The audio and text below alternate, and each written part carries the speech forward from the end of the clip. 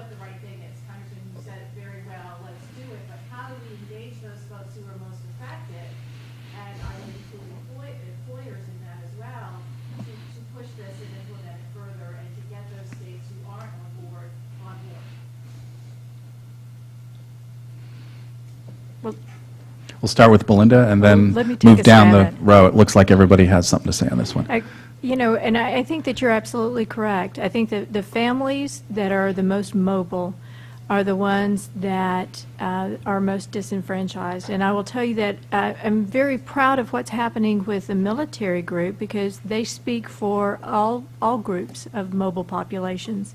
Even though their focus is on military children, many of the same problems that all mobile populations are having are the same ones that the military children face.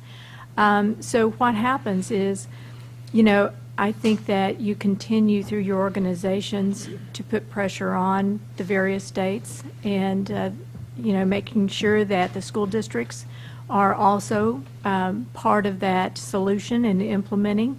And knowing that you speak for a much broader audience. It's not just the military families and military dependents, but it's all children that move a lot during the year.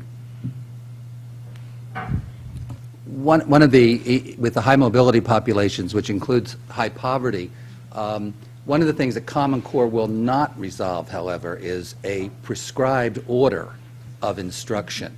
So I think we need to make sure, again, what we don't think is going to happen with Common Core. It is not a national curriculum where on day one you turn, like in France, on Tuesday you turn the page and you know where you are. That's not going to happen. So again, what we don't want to do is build misconceptions about what Common Core can do.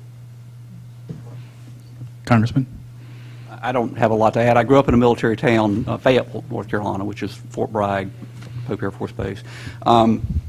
And so I went to school with a lot of kids who, were moving not quite as frequently as we've heard, but plenty frequently.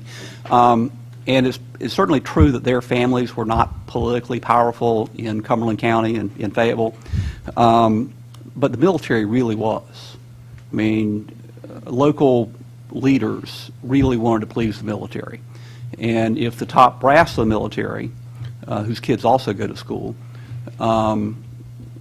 are really pushing for a curriculum where if their kids transfer from year to year, they're going to walk into a curriculum that looks very like the curriculum they left, very recognizable curriculum.